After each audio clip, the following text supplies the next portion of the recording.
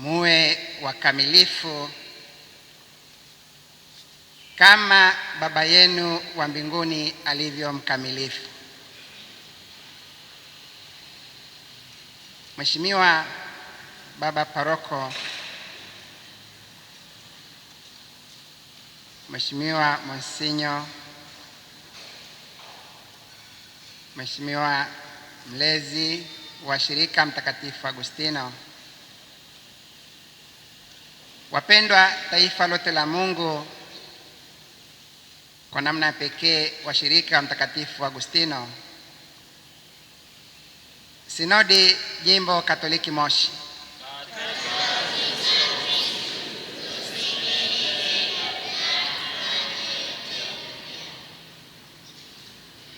leo kama mlivyoelezwa mwanzoni mwa misa, ni siku ya kumshukuru Mungu kwa washirika hawa wa Mtakatifu Agustino. Wanamshukuru Mungu kwa mema na baraka Mungu alizowapatia kwa kipindi cha mwaka mzima, mwaka uliopita, na huu umekuwa ndio utaratibu wenu wa kumshukuru Mungu. Napomshukuru Mungu, mnatambua pia kwamba kwa mwaka mzima yako pia mambo mengine hamkuyafanya kwa ukamilifu, lakini kwa neema zake Mungu akawavusha salama.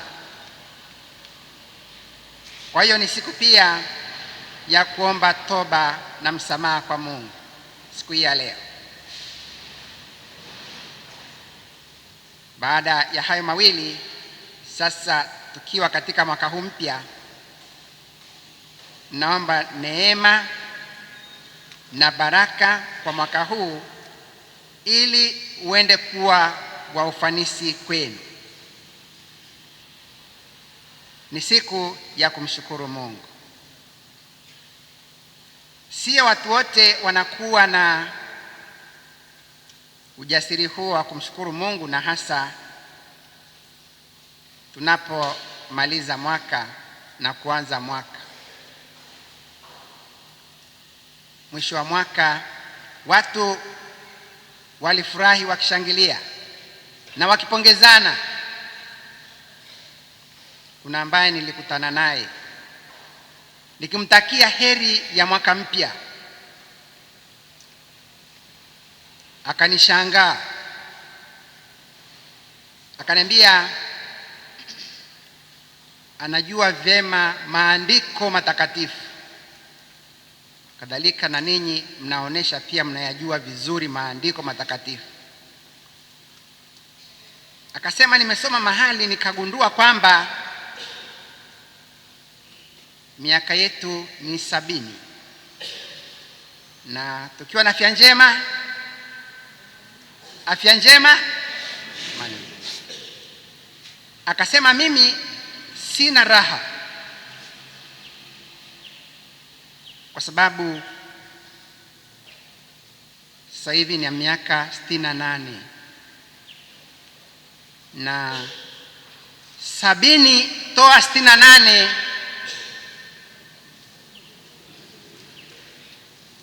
imebaki mingapi? Sasa akasema, nimegundua kwamba nina miaka 2 tu ya kuishi. Nina sababu gani ya kuwa na raha? Kwa hiyo akaondoka zake. Wapendwa, yeye ametafsiri vibaya, pamoja na kwamba anasema naijua Biblia, hakujua namba katika maandiko matakatifu yanamaanisha nini. Ninyi mmekuja hapa bila woga, na bila shaka yule ambaye nilikutana naye hayuko hapa kwa sababu anawaza miaka 2 iliyobaki ni michache sana kwake. Sasa ninyi mmekuja kumshukuru Mungu kwa furaha kubwa. Haya matatu ambayo nimeyataja hapa, shukrani kwa Mungu, kuomba toba na kuomba neema, ndiyo ambayo yamewasukuma ninyi na ndiyo ambayo yatawaongoza katika kuwania ukamilifu, kama mlivyosikia katika somo hili la Injili, kuwa wakamilifu kama Baba yetu wa mbinguni alivyo mkamilifu. Wapendwa, kufikia ukamilifu ni mchakato, ni hatua kwa hatua, na Injili inatupatia mwongozo huo, namna ya kufikia ukamilifu, kama tulivyosikia katika somo la Injili sura ya 5 aya 43 hadi 48. Fundisho katika sehemu hii ya Injili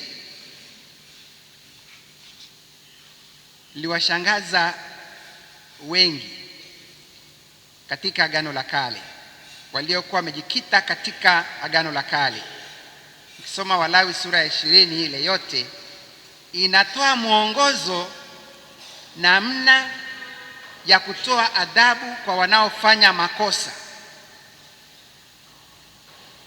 Walikuwa na sheria ya jino kwa jino, jicho kwa jicho, na sheria hiyo iliwekwa kwa sababu nyakati zile hakukuwa na mahakama, na watu walikuwa wanajichukulia sheria mkononi, na wakati mwingine kuwaadhibu watu kwa adhabu kubwa zaidi kuliko waliotendewa. Hivyo katika hatua za awali wakaweka hiyo sheria hiyo ya jino kwa jino. Kwa hiyo ukimng'oa mtu jino, na wewe unang'olewa jino lako. Ukitoboa mtu jicho, na wewe unatobolewa jicho hilo hilo. Wakaona hiyo bila shaka itakuwa ndio hatua hiyo ya utekelezaji wa haki. Sasa Yesu ameipa sheria hii mwelekeo mpya, amekuja kukamilisha, amekuja kuipa roho mpya ya kutolipiza kisasi. Kumbe sisi tulio wafuasi wake anatudai zaidi, yaani juhudi kubwa ifanyike kumwiga yeye kwa kuishi Ukristo kwa ukamilifu. Katika somo hili la Injili yamejitokeza mambo matatu. La kwanza tuliweke kwenye upendo. Wote tuseme upendo. Huu upendo uwe hata kwa wale wanaowaumiza au wanaokuumiza, wanaokuchukia, upeleke kwao upendo. Wasiokutia moyo katika uzee wako, uwapende. Wasiothamini ulichokifanya kwa juhudi kubwa, uwapende. Ukubali kushinda mtihani wa kupenda watu wa namna hiyo. Somo hilo la Injili linatupeleka hapo kwenye upendo. Lakini la pili linatupeleka kwenye msamaha. Tuseme msamaha. Sasa Yesu alijua vyema maadui wanaomwinda na kwamba watamdhalilisha na tena watamsulubisha msalabani. Aliwafahamu, na akiwa pale msalabani akawapokea walivyo kwa maneno ya msamaha, akisema, Baba, uwasamehe kwa sababu hawajui watendalo. Kwa hiyo msamaha. Na la tatu katika somo hilo la Injili ni sala. Tuseme sala. Hii ni utayari wa kuombea maadui, ule utayari wa kuombea maadui zetu.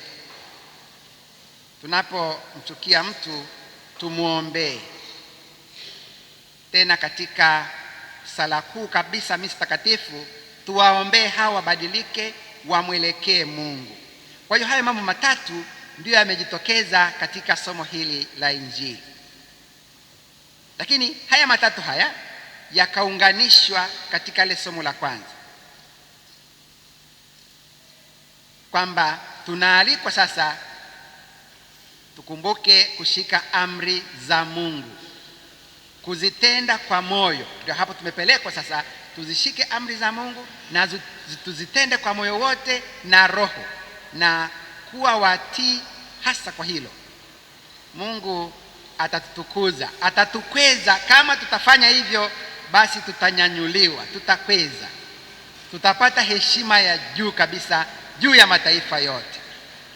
Kwa hiyo somo hilo la kwanza ambalo limetoka Kumbukumbu 26:16-19 na hili la Injili, tukiunganisha pamoja tunakuwa na ujumbe huo. Wapendwa, sasa turudi tuje kwenye tukio hili.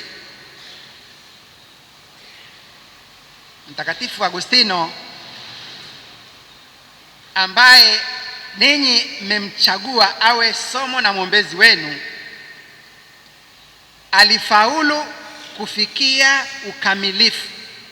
Muwe wakamilifu. Yeye alifaulu kufikia ukamilifu kwa muda huo alioishi hapa duniani. Alipiga hatua, kama nilivyosema, ukamilifu ni mchakato. Kwa hiyo yeye hatua kwa hatua akafikia ukamilifu. Mtakatifu Agustino aliishi miaka mingapi? Nani anajua Mtakatifu Agustino aliishi miaka mingapi hapa duniani? Mnajua kwamba alizaliwa lini na alikufa lini. Kwa hiyo mahesabu ya haraka haraka, naona mnaanza kutafuta kwenye vitabu.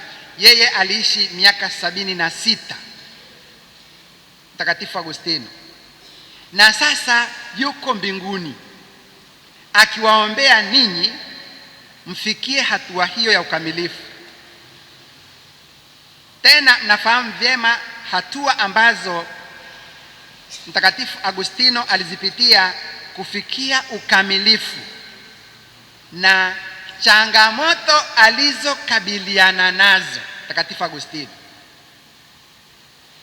Tuziangalie kwa kifupi hizo changamoto alizokutana nazo, ambazo wengi wetu pengine tunakutana nazo, tunazipitia, lakini kupitia kwa Mtakatifu Agustino tusikwame, tuone kwamba pia kuna fursa ya kuingia kwenye utakatifu.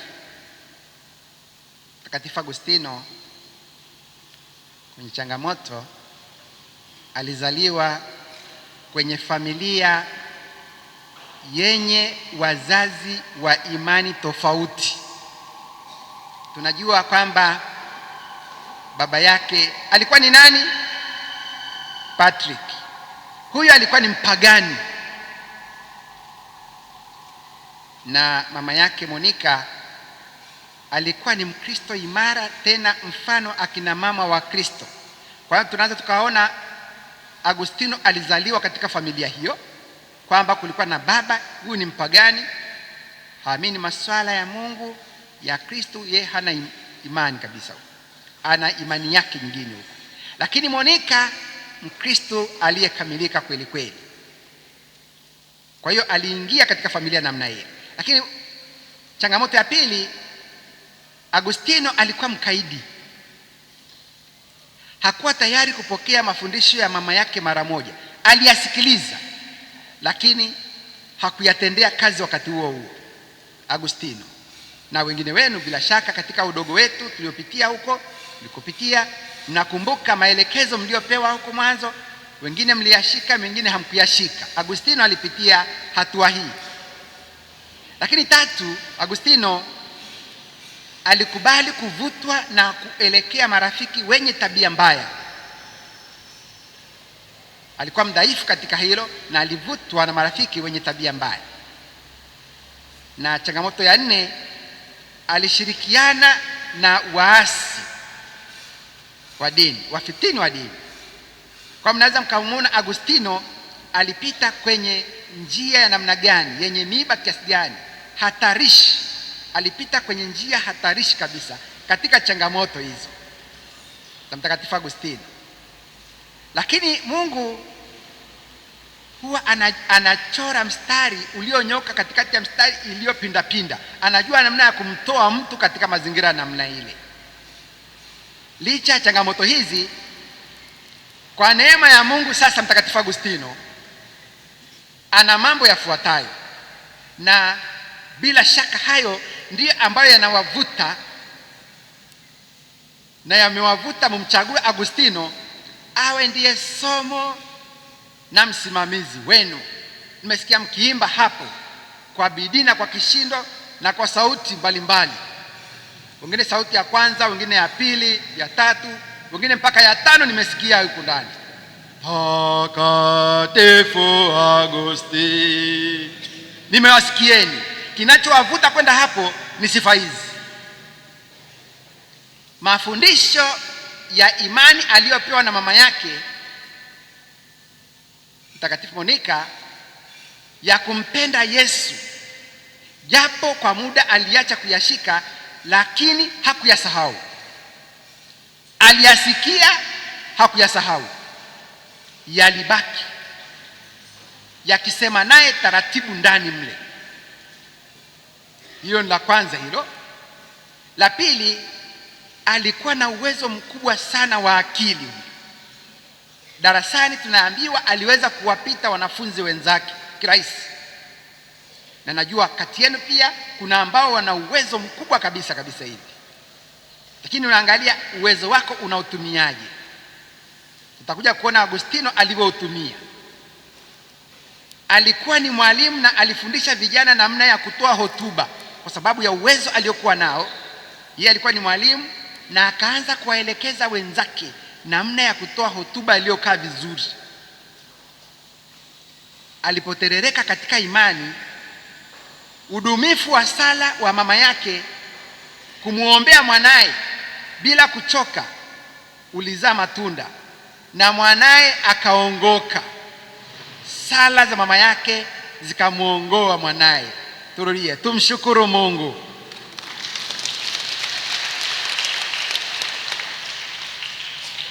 Mahubiri hasa hapo ameanza sasa kufunguka Mtakatifu Agustino, na ninyi mnavutwa na mnajisikia fahari kujifananisha naye.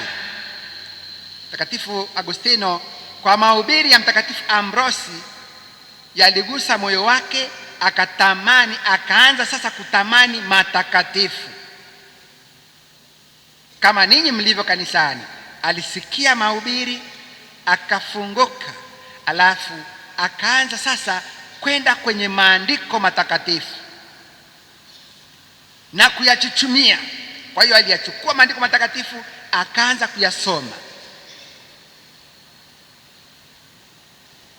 Mwisho akakutana na sehemu katika maandiko matakatifu ambayo ndiyo iligeuza kabisa maisha yake, akaanza maisha mapya. Wangapi wanajua ni wapi katika Biblia alifungua akasoma?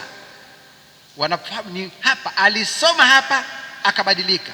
Nyosha tu mkono bila kusema. Nani anafahamu ni wapi? Washirika, tuko pamoja? Mnanisikia kule nyuma kule? Sawa. Wangapi wanajua Mtakatifu Agustino alipofungua Biblia alisoma mahali fulani akabadilika? Basi nitawakumbusha. Najua wazee, sio kwamba mmesahau, ni kwamba mnajua mambo mengi sana. Kwa hiyo mnatafuta kwenye kompyuta, kwa sababu kompyuta yenu imejaa vitu vingi, mpaka mfikie hilo jibu itachukua muda mrefu kidogo. Sasa ngoja niwarahisishie. Alisoma barua ya Mtakatifu Paulo kwa Waroma sura ya 13 aya ya 13. Tuseme Waroma sura ya 13 aya ya 13. Alisoma pale. Sasa mimi sitarudia kilichoandikwa pale. Muende ili mkafumue pale, mchungulie alisoma nini kikambadilisha. Baada ya hapo tuendelee kuangalia neema za Mungu zilivyofanya kazi ndani mwake, akafanywa akawa padri na baadaye akawa askofu. Wapendwa, sasa huyu ndiye ambaye ninyi mmemchagua mmechagua fungu lililo jema. Naomba mjipongeze kwa kuchagua hii.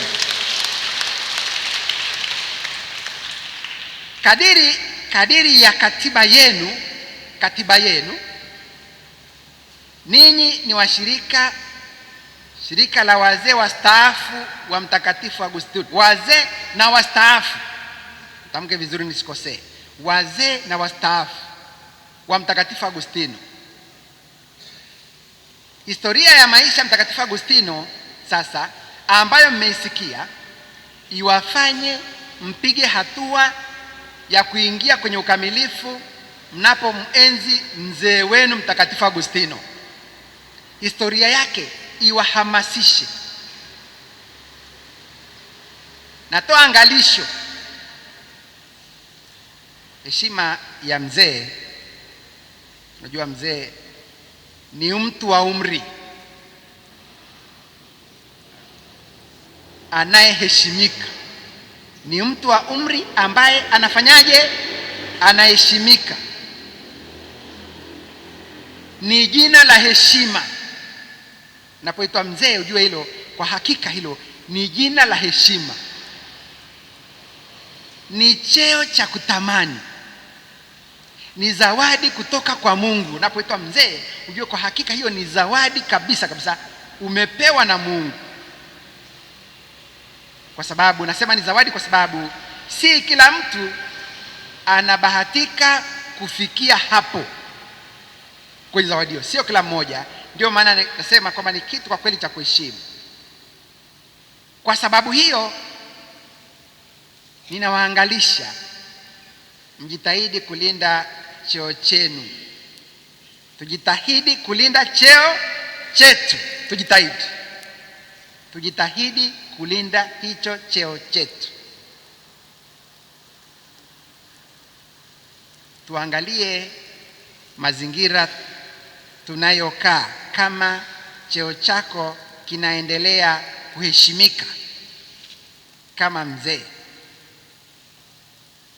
angalia makundi ambayo unachangamana nao. Kama cheo chako kinaendelea kuheshimika, wako ambao wanatumia jina hili mzee vibaya na kupoteza maana yake. Wanawaharibia. Nyakati zetu hizi tunaona mtu mwenye fedha au ana cheo fulani hivi, inawezekana ni mwenyekiti wa mfereji wa maji na cheo cha kusimamia maji kwenye mfereji, wanapewa pia heshima ya wazee. Na wakati mwingine hata sisi pengine au ninyi mnagawa kirahisi tu. Bodaboda anakupatia lifti ya kufika hapo nyumbani, kwa sababu ukutoa 100 au 1000, unamwambia asante sana mzee wangu. Tunagawa, tunaharibu ile heshima ile. Hawa ambao tunawapa cheo hiki bila stahili ni kutokana pengine na kuwa na hayo niliyoyataja,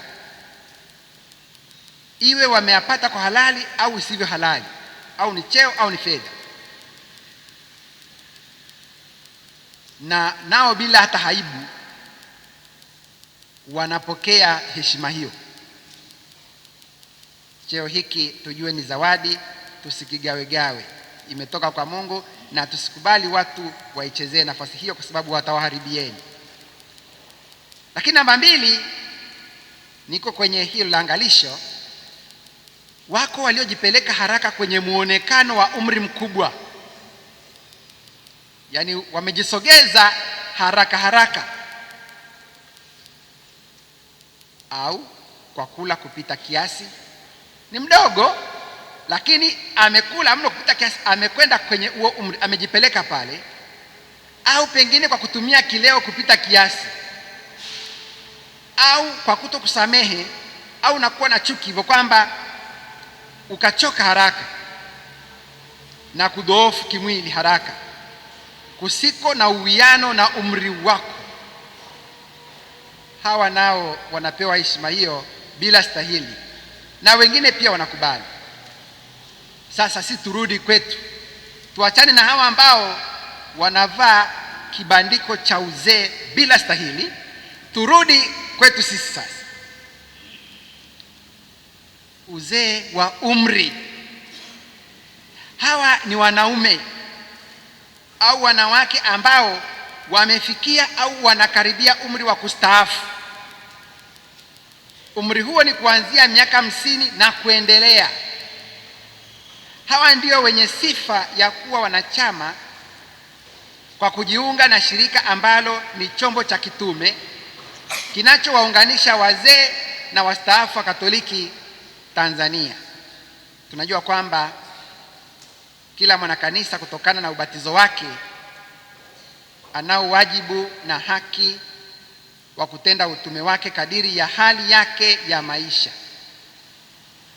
Mtaguso wa Pili wa Vatikano unasisitiza hilo.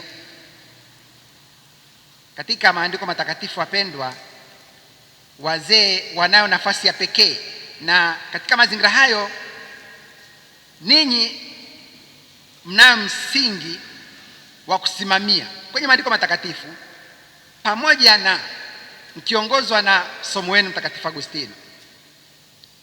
Maandiko matakatifu yanasema mara nyingi juu ya wazee kwamba ustadi na uzoefu ni taji ya uzee. Ustadi na uzoefu ni taji ya uzee, na utukufu wao ni kumcha Bwana. Yaani furaha yenu iko katika kumcha Bwana. Kadiri unavyoongezeka kwa umri, furaha yako iongezeke katika kumcha Bwana. Yoshua bin Sira sura 25 aya 6. Uzee licha ya udhaifu ambao huambatana nao ni zawadi ambayo ni lazima ipokelewe kila siku kwa utayari wenye utulivu. Kwa tupokee uzee wetu kwa utayari, tena kwa utulivu, mbele ya Mungu na jirani. Tusiwe walalamishi. Ni wakati pia wa kuonesha hekima kama mzee, kuonesha hekima, kwani kuishi miaka mingi hufundisha ukuu na udhaifu wa maisha. Wapendwa, naelekea kumalizia, lakini tuangalie mambo machache ambayo sifa ambazo tunapaswa tuwe nazo katika maandiko matakatifu. Mkisoma Injili ya Luka sura ya 2 aya 25 hadi 32, tunamkuta mzee anaitwa Simeoni. Alikuwa na imani ya ajabu, na ninyi mnaingizwa pale kwa huyu mzee. Alitangaza kwa furaha na hekima kuyaaga maisha haya, si kwa huzuni, bali kwa kuimba wimbo wa shukrani kwa Mwokozi wa ulimwengu. Simeoni alimpokea mtoto Yesu mkononi mwake. Sasa Bwana, umetimiza ahadi yako, umruhusu mtumishi wako aende kwa amani.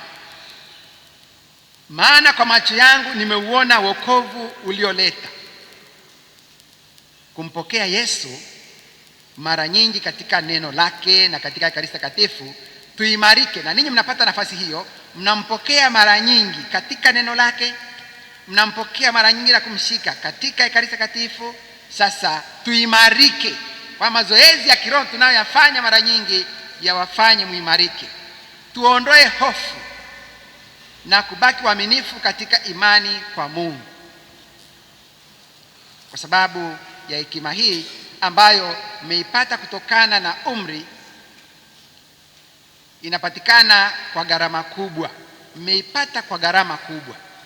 Wazee huweza kuwa na ushawishi kwa sababu ya imani hiyo kwa namna mbalimbali, kwa kuzivuta na kupatanisha familia pamoja ili watambue kutegemeana. Kwa hiyo nafasi mlioipata, basi mnatumia hizo karama katika kuendelea kuonesha karama hizo na kugusa wengine ili wamwelekee Mungu na kuwa pamoja.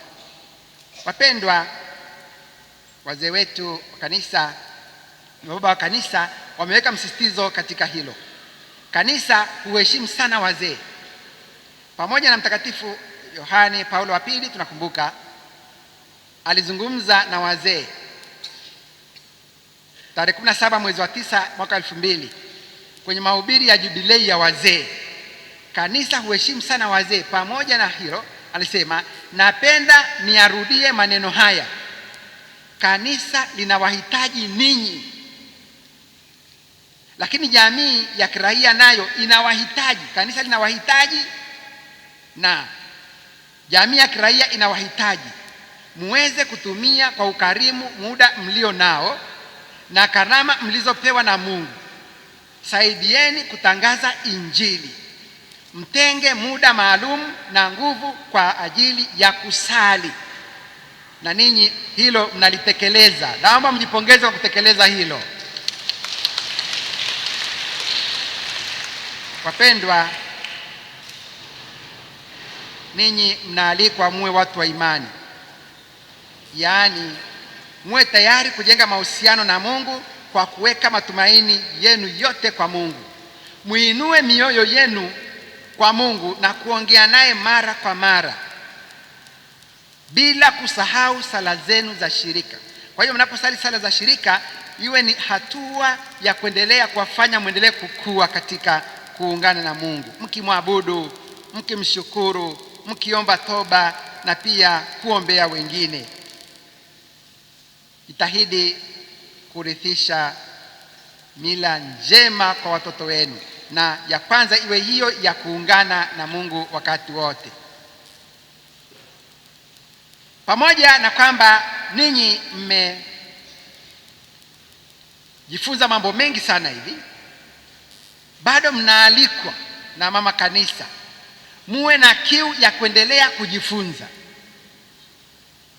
Mjitahidi kulisha akili kila siku yale yanayomhusu Mungu na kanisa lake. Jitahidini kabisa hivi. Hata kama pengine hujui kusoma au macho yameleta shida kidogo, basi mwambie mjukuu, hebu fungua Biblia nisomee mahali fulani. Msikubali kuzeeka akili. Turudie, tusikubali kuzeeka akili. Kwa hiyo hata kama mwili umechoka, lakini usikubali kuzeeka akili. Kumbuka, uzuri wa uzee ni kichwa. Uzuri wa uzee ni nini? Ni kichwa. Au wanasema ni mvi. Kwa tukiangalia hivi, kwa tunasema huyu ni mzee, watu wanaangalia kichwa. Mithali sura 20 aya 29. Watu wakifika kwako kuomba ushauri, uweze kuwapakulia miongozo ya maisha. Utaweza kufanya hivyo kama na wewe unafanya juhudi ya kupakua mara nyingi katika maandiko matakatifu. Tuendelee kujifunza. Lingine, tuwe wakarimu. Ona kuwa maisha yako yamebarikiwa sana. Hapa ulipofika, uone kwa hakika Mungu amekubariki. Kila sekunde, dakika, saa, siku inayopita ione kama zawadi kwako. Maarifa kwao wanaoishi muda mrefu. Tunasoma kitabu cha Ayubu sura 12 aya 12. Zawadi ya miaka uliopewa iwe kama chombo kikubwa kilichojaa dhahabu. Watu wawanie kuwa nawe na kutamani kujiunga na shirika. Wanapokuona watamani kujiunga kwenye shirika. Sio kwa kuangalia mavazi mlioyavaa, lakini maneno yanayotoka kinywani mwako waone kwa hakika hili ni shirika ambalo nikienda nitapata lishe. Jitahidini kwa uwezo wenu kutumia karama zenu zote, kwa kufundisha, kwa kushauri, kwa kusuluhisha, kwa kuonya, kukemea, kuelekeza, kushirikisha uzoefu. Wapendwa, ili utimilifu huo uweze kuwepo, kwa sababu watu hawataki tu wafundishe tu, wanataka wakuone pia. Naona namba kubwa ya washirika wana mavazi rasmi, na wengine watakuwa nayo pia. Mavazi haya mkiyavaa, kwa wanaofahamu wanajua hawa ni washirika Mtakatifu Agustino. Ukiwa mbali au ukiwa karibu, wanajua. Mavazi haya ni mavazi ya sala. yanayokuingiza kwenye tafakari ya sala na maisha ya Mtakatifu Agustino, mahali ambapo ukivua haya mavazi, narudia haya nilisema mahali fulani, mahali ambapo huthubutu kwenda ukiwa umevaa mavazi haya, ukilivua hilo vazi ukavaa vazi lingine, usiingie hapo. Narudia, wangapi wamenielewa? Wachache sana wamenielewa. Sasa narudia kwa ajili ya wachache. Haya mavazi yanawakilisha shirika zima. Ukilivaa watu wote wanasema ni mshirika Mtakatifu Agustino, hata kama hafahamu jina lako. Ukiona kwamba ukiwa umelivaa vazi hilo huthubutu kuingia kwenye nyumba ile pale au kwenye sehemu fulani ile pale, ukibadilisha hilo vazi ukavaa lingine, usiingie hapo. Haya, wangapi wamenielewa? Sasa mmenielewa, asanteni. Tuinjilishe sio kwa kusema tu, lakini tuinjilishe kwa muonekano wetu na kwa matendo yetu pia. Namalizia sehemu hii. Muwe pia watu wasiokubali kuchelewesha mambo. Mara nyingi watu wanafikiri kwamba wazee wanachelewesha mambo hivi, lakini nyie msikubali kuchelewesha jambo. Msicheleweshe jambo kutokana na uchovu wa mwili au kuahirisha mambo ya msingi. Msiahirishe mambo ya msingi. Yale ya msingi, kama ni ya kusema, ni ya kutenda, uwe ni mtu ambaye unatenda na unasema kwa wakati. Usicheleweshe, sema mara moja, kwa sababu ninyi ni watu wenye maono na mnaoshauri nini kifanyike kwa wakati. Tumia busara na si kuwa mwoga kutumia uzoefu ulio nao. Hata kama uko katikati ya watu wenye uwezo kiakili kuliko wewe, tumia busara yako. Sasa nimalizie, naelekea kumalizia, bado sehemu moja. Sasa sisi wazee tuna changamoto nyingi mbalimbali, na ni vizuri tukazijua kwa kuzikumbusha tu.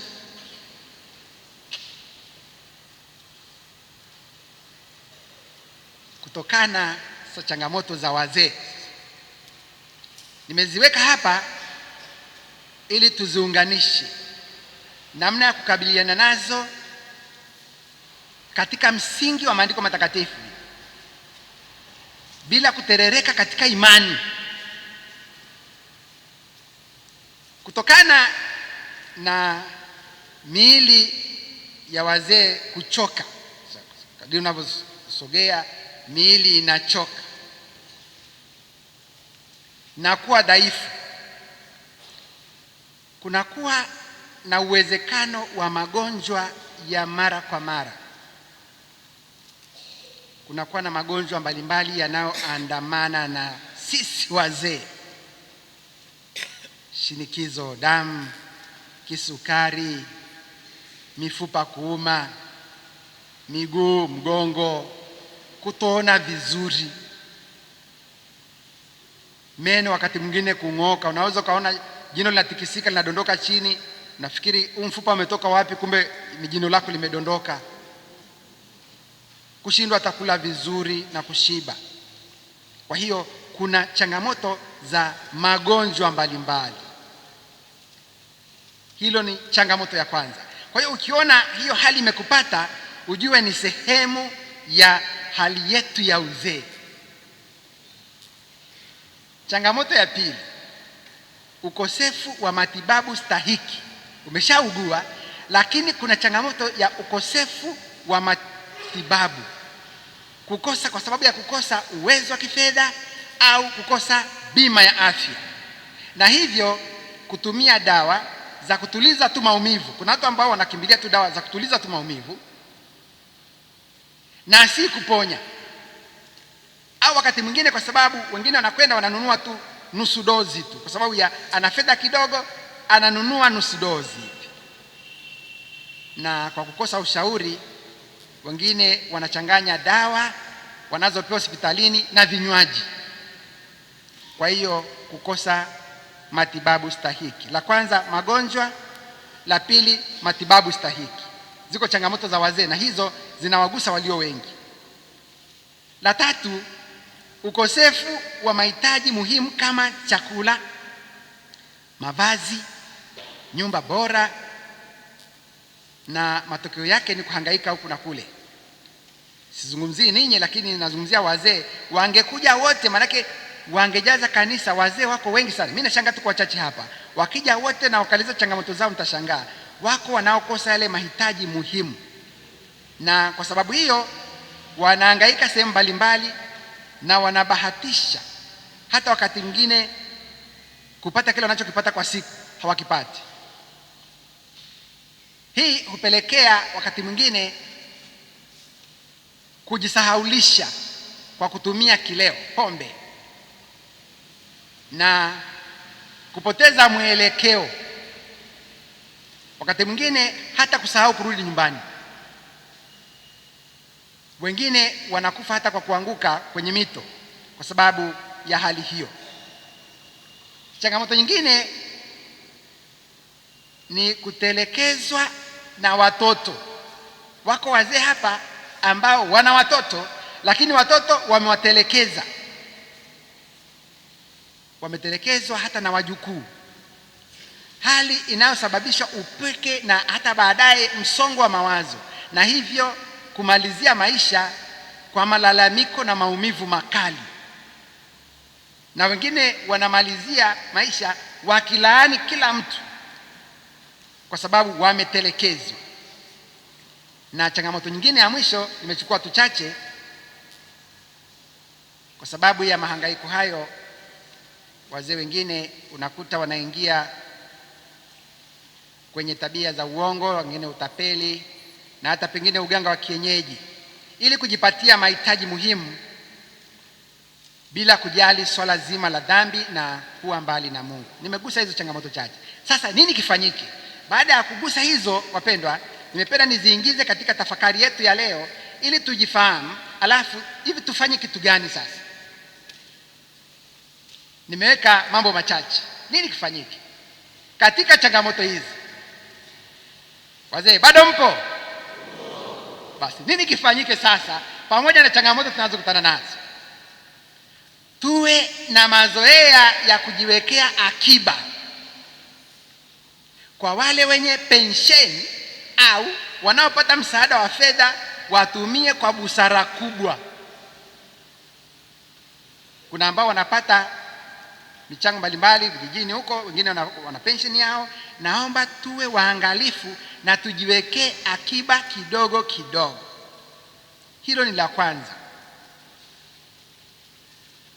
Namba 2, kwa wale wenye bahati ya kuwa na watoto wenye uwezo au marafiki, wengine walikuwa ni walimu hapa, wamesomesha, wamefundisha watu mbalimbali, wana marafiki wengi, wakiomba chochote kwao, waombe wakatiwe bima ya afya. Afya ni mtaji wako. Katika orodha ya vitu vya kuomba, hakikisha una nini? Bima ya afya, kwa sababu umri unaposogea magonjwa yanakuja. Kwa hiyo hospitali mara nyingi tutakuwa tunaenda. Ukiwa na bima ya afya, mambo yako yanakuwa sawa sawa. Namba 3, tujenge tabia ya kupima afya zetu mara kwa mara, na tusisubiri tuugue ndipo tuende hospitali. Baada ya mwezi mmoja, miwili, mitatu, kacheki afya yako. Pima tu vizuri, maliza, ujijue uko katika mazingira gani, alafu rudi nyumbani. Usisubiri uugue ndipo uende. Sina uhakika nikisema wanaocheki mara kwa mara watanyosha wote, sina uhakika, lakini ni vizuri wakati wote tuwe tuna tabia hiyo ya kupima afya zetu mara kwa mara. Lingine, kama upo mwenyewe nyumbani, wako ambao nyumbani wako wenyewe, watoto wamekwenda, wako safarini, wajukuu wako safarini au wanakwenda shule, mara nyingi unakuwa nyumbani mwenyewe. Fanya mawasiliano na majirani zako. Jenga mahusiano mazuri na majirani zako, jumuiya yako, wakupitie mara kwa mara kukujulia hali. Usibaki peke yako huko nyumbani tu hivi hivi. Hakikisha mahusiano na majirani zako uko vizuri nao. wanapitia, wanakusalimia kujua hali yako. Lingine, tujizoeze kula chakula chenye virutubisho na tuache hofu ya kuacha baadhi ya vyakula tukidhani ni vyakula vya watoto wadogo na tunavidharau. Kwa mfano, kula matunda. Wengine hawali matunda kabisa, wengine hawali kabisa. Mboga hawali. Samaki, mayai hawali. Kunywa maji, hawanywi maji kabisa. Wengine akisema nikinywa maji mvua itanyesha. Yeye kunywa maji mbege. Sasa tuzoee kutumia hivyo vyakula hivyo ambavyo vinaendelea kujenga miili yetu. Tujizoeze hilo. Lingine, tujiunge na mashirika ya kitume. Kusali pamoja kwa kufuata ratiba iliyopo, na pale inapowezekana tujiunge na vikundi vya kusaidiana pia. Ingia kwenye mashirika ya kitume pale. Na unapoingia kwenye mashirika ya kitume, maana yake ni nini? Katika wiki utakwenda kanisani, utashiriki misa, utapokea sakramenti, na hiyo sehemu ya kwenda kama mzee inakusaidia mambo mawili. La kwanza kiroho, lakini la pili inakusaidia kufanya mazoezi katika kutembea. Fanya mazoezi hayo ya kiroho mara kwa mara. Lakini jambo lingine wapendwa, tufate ile nimezungumzia hapo juu, naliongezea tu, mnapokwenda hospitalini, fateni miongozo na ushauri mnaopewa na madaktari. Nimesema nini kifanyike? Tunapenda afya zetu, mtu ni mwili na roho, tujiimarishe katika hilo. Tufate miongozo tunayopewa na madaktari. Kama una ugonjwa wa kisukari kwa mfano, ukapewa sharti kwamba ule kaugali kadogo, tena dona kadogo na mboga nyingi, na ule kwa wakati, usivunje sharti hilo. Usiende upige sahani ya ugali imejaa tele na mboga kidogo, unasema ninapiga pasi ndefu, jioni sitakula tena. Unajimaliza. Kula kadogo na mboga na tulie. Ukiambiwa usinywe pombe kwa sababu ina sukari, itakuletea shida, usilazimishe kwa kushauriwa na madaktari wengine ambao si madaktari. Kunywa tu kidogo si shida. Uwe mwangalifu katika kufuata miongozo unayopewa. Katika hali hiyo utajikuta wakati wote, hata kama una ugonjwa, basi unakuwa kwenye hali salama na afya njema kabisa.